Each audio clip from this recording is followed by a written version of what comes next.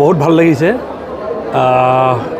৮০,০০০ ওপৰত ব্যৱধানত জোনাইবাসী ৰাইজে মৰম দিছে আৰু যেনেকৈ মৰম দিছে সেনেকৈ আন্তৰিকতাৰে ৰাইজক পুনৰ সেৱা কৰাৰ কাৰণে সুযোগ দিয়াৰ কাৰণে মই অহা 5 বছৰ ৰাইজক নিৰাশ যেন নহয় তাৰ কাৰণে সদায় আন্তৰিকতাৰে অন্তৰ ভিতৰৰ পৰা প্ৰচেষ্টা চলাম।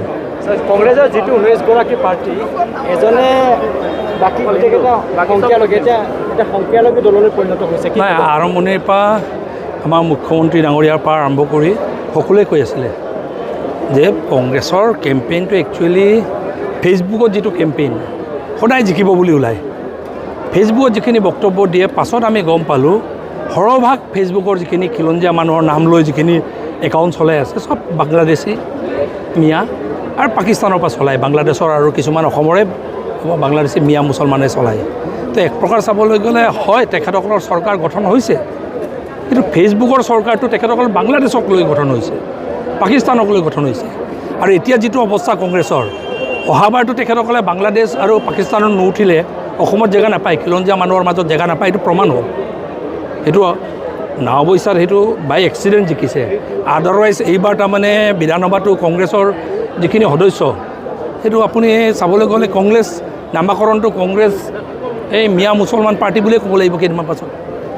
তো এইকাৰণে মই ভাবোঁ অসমৰ খিলঞ্জীয়া মানুহে কংগ্ৰেছৰ এজেণ্ডাত অতিষ্ঠ হৈছে। তাৰমানে পাকিস্তানৰ সহায় লৈ অসমকে হেক কৰাৰ পৰিকল্পনা যদি কোনোবাই কৰে, বাংলাদেশী মূলৰ মিয়া মুছলমানৰ অকল প্ৰীতিত যদি লাগি থাকে, গৈ চুমা খাই খাই যদি নাটকবোৰ কৰি থাকে, অসমৰ খিলঞ্জীয়া মানুহ অতিষ্ঠ হৈ কোনো খিলঞ্জীয়া অঞ্চলত সিহঁতক স্থান দিয়া নাই, এইটোৱে প্ৰমাণ কৰিলে।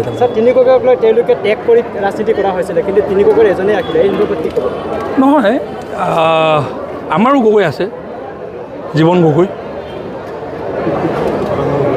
নহয় নহয় নহয় মোৰ উত্তৰ পাৰত মোৰো গগৈ আছে, আমাৰো গগৈ আছে, জীৱন গগৈ। আমাৰ কেইটাই জিকিছে, আমাৰো গগৈ। তৰংগো আছে, চক্ৰৰো আছে, চব আছে, আমাৰো গগৈ ঢেৰ। তো এইকাৰণে সিহঁতৰ যিটো নেৰেটিভ, এই তিনি গগৈ নেৰেটিভটো ভুল। বৰ অসম অকল তিনি গগৈলৈ নহয়, বৰ অসম, বৰা, পেগু, বসুমতাৰী, বৰুৱা, গগৈ, বৰগোহাঁই, শৰ্মা, এনেকৈ ডেকা সকলোক লৈ বৰ অসম। তো এইকাৰণে বৰ অসমৰ কনচেপ্টটো তেখেতসকলে নিজে নিজে সীমিত কৰিলে, তেখেতসকলৰ নতুন বৰ অসম। চাবলৈ গ'লে তিনি গগৈয়ে লাষ্টত এই মিয়া মুছলমানৰ, মিয়া বাংলাদেশী মূলৰ মিয়াৰ ভোটক কেন্দ্ৰ কৰি সিহঁতে বৰ অসম সৃষ্টি কৰিব বিচাৰিছিলে আৰু এতিয়া নাকচ কৰিছে। এতিয়া অনাগত যি কাৰ্যকাল জোনাই সমষ্টিলৈ আপোনাৰ কি পৰিকল্পনা আছে, মোৰ কি কি পৰিকল্পনা হ'ব?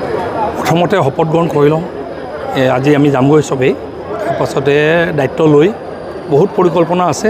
এদিন মই আমাৰ প্ৰেছ আৰু জোনাই বিশিষ্ট নাগৰিকসকলক লৈ এদিন বৈঠক, জাতীয় সংগঠনসমূহৰ নেতৃবৃন্দক লৈ এদিন বৈঠক বহি আমি এটা ৰোডমেপ বনাই ল'ম 5 বছৰৰ কাৰণে, কি কৰাটো ৰাইজৰো পৰামৰ্শ ল'ম।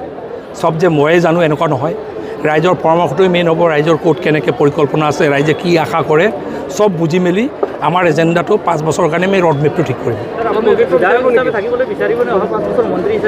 নাই, এইটো মুখ্যমন্ত্ৰীৰ নেতৃত্বত, আমাৰ মুখ্যমন্ত্ৰী ডক্টৰ হিমন্ত বিশ্ব শৰ্মা ডাঙৰীয়াৰ নেতৃত্বত প্ৰত্যেকজন MLA, বিজেপি এনডিএৰ MLA মন্ত্ৰী।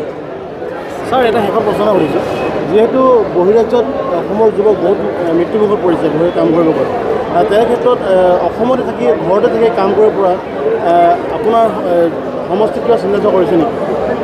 সেই বিষয়টোক লৈ আমাৰ ডাঙৰ পৰিকল্পনা আছে। মুখ্যমন্ত্ৰীৰ নেতৃত্বৰ পৰা আৰম্ভ কৰি আমাৰ দলৰ ভিতৰতো সেইটো ডাঙৰ পৰিকল্পনা আছে। সেইটো শপত গ্ৰহণ কৰি অহাৰ পাছত চৰকাৰৰ গোটেই কাৰ্যসূচীবোৰ মই ভাবোঁ যে যেতিয়া আমি বৈঠক বহিম তেতিয়া গোটেই ৰোডমেপটো আমি ব্যক্ত কৰিম।